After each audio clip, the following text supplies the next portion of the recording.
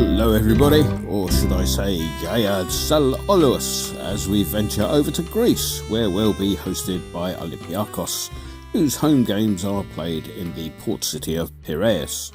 Kick-off is at 5:45 UK time, with TNT having the TV rights. So get home or to the pub quite early then. Our hosts qualified for the Thursday Night League by virtue of finishing in third place in the Greek Super League last season. Twice. This happened after they finished third in the regular season. The Greek League is one of those that has a playoff at the end of the season to determine the destination of the silverware and the European places. As a result, they got through to the third qualifying round of the Thursday Night League, where they faced Genk. They took a 1-0 lead courtesy of a winner 10 minutes into stoppage time into the away leg in Belgium. Extra time loomed in the second leg as they went behind to a spot kick on the half hour. However, it was another case of the late show as they pinched a winner in the 6th minute of stoppage time to go through. They had a slightly easier time of things in the playoff round, coming up against Serbia's Kukariki, who they managed to dispatch 6-1 on aggregate.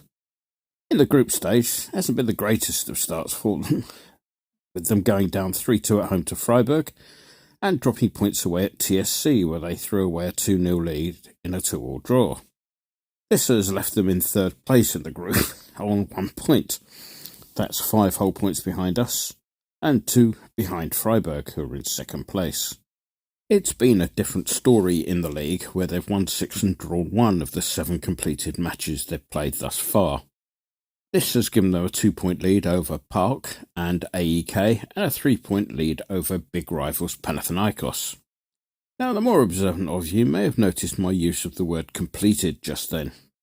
This is because their recent derby of the eternal enemies against Panathinaikos last weekend ended up being abandoned early in the second half when a visiting player was struck by a firework. Perhaps understandably, the Panathinaikos players walked off and refused to return. The scores were level 1-1 at the time, but at the time of writing there's been no announcement as to what will happen next. I guess the one thing we can take out of all that is the need to take care if you're making the trip to Piraeus. Daisy tells me that despite their bringing in no fewer than 18 players in a combination of loan and permanent deals, their spend was actually less than £13 million, with the vast majority of the new arrival intake costing no fee at all.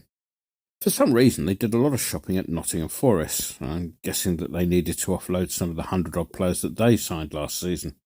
Gustavo Scarpa arrived at Trent Bridge last January, but the Brazilian midfielder only made 6 appearances in the league last term. This was allegedly because he'd lost over £1 million in some sort of cryptocurrency scam, necessitating his return to Brazil to sort things out. He lists his favourite authors as Dostoevsky and Kafka, so that's something he has in common with Harry Kane then, I expect. Scarpa's erstwhile teammate, Omar Richards, has an interesting CV. Starting out with Reading after a spell on Fulham's youth books, he was snapped up by Bayern Munich, bizarrely. For whom he made 12 league appearances in 2021-22. Forest picked him up for €8 million last season, but he failed to make a league appearance at all last year. He's arrived in Piraeus on a season's loan, though Daisy's latest stats suggest that he's failed to play this season to date, an unspecified leg injury being the supposed culprit. The third arrival from Forest was Julien Biancon. He had fetched a £5 million fee coming in from Troyes last season, but he never found his way through the crowded arrivals hall at Trent Bridge, making only 2 appearances all season. He's come in on another loan. Mind you, it wasn't just the East Midlands Olympiacos scouts found themselves visiting. They paid Wolves €1.5 million to take on Daniel Podence on loan, the deal coming with an option for them to spend another €5 million to make the deal permanent. His arrival coincided with an immediate falling out with Wolves' new boss Gary O'Neill, who made the player go and train with the youth team before shipping him out to Greece. Perhaps the biggest impact from a new arrival has come in the form of Ayu El Kabi, who arrived on a fee from Qatari outfit Al Sadd this summer. He has 9 goals in all matches this season and was voted the Greek Super League's Player of the Month for September. His spell in Qatar came as the result of somewhat unfortunate circumstances. He had been on the books of Turkish outfit Hatayspor, but he found himself without a club after the club's ground was destroyed in the Turkish-Syrian earthquake earlier on this year, forcing the club to withdraw from the league. On that slightly sombre note, let's move on to the wild and wacky world of association football. And to the surprise of absolutely nobody, normal service was resumed at Anfield, where in time-honoured fashion the referee handed Liverpool all 3 points in the Merseyside derby. It happens, but you get over it, lied Klopp, conveniently ignoring all the whining he'd been indulging in over the past month or two.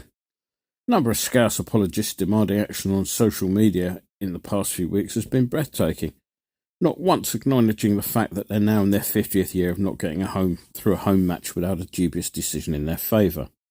Meanwhile, sadly we said farewell to Sir Bobby Charlton, who passed away at the weekend. Now when you get to what is euphemistically referred to as a certain age, and players who were prominent in your childhood pass away, it is sometimes easy to look back on their career with some kind of rose-tinted spectacles. However, it's fair to say that even back then there was a certain respect for Charlton R amongst opposition supporters. Although he famously didn't exactly get on with his fellow World Cup winning brother in later life, there were family issues unconnected with football causing a rift that was never quite totally healed. His football career was beyond reproach. As a kid, I was taken to Wembley for my first England international in April 1970. It was England's final home match before the Mexico World Cup, and it just coincided nicely with Charlton's 100th England cap. Charlton captained the side ahead of Bobby Moore to mark the occasion, and with Peters and Hurst was on target, netting the third in a 3-1 win, the goal being the 48th of the 49 he got in England colours. Incidentally, George Best was on target for the Irish. Moore, Hurst, Peters, Charlton and Best all on the same pitch.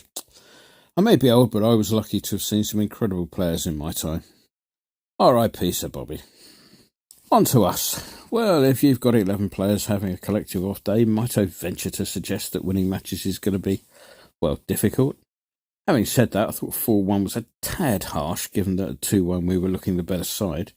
Villa rode their luck, capitalising on a couple of lucky breaks and a penalty of the less-than-hard type, none of which should cover the fact that we pretty much stunk the place out, probably for the first time this season. The trick will be to make sure that that's the exception rather than the rule. On the injury front, Cresswell and Johnson are likely to make a return to the squad. Cresswell's return will be particularly timely, given Emerson's forthcoming suspension next weekend thanks to his yellow card at Villa Park. So on we move to the prediction. This is one of those games where a forecast tends to factor in more than the pure relative strengths of the sides involved. All the signs are that this will be played in one of the more hostile atmospheres that we are likely to encounter on our travels. This will fire up the home players who recent history suggests have a tendency towards indiscipline. Their second leg against Genk, for example, saw them pick up 7 yellows and a red. So it's going to be a night for cool heads. If we can retain our composure, there's no reason why another 3 points shouldn't be banked.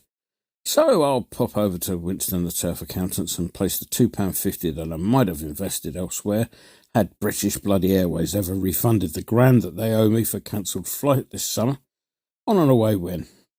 I'll say 2-1 to us. Enjoy the game and stay safe out there.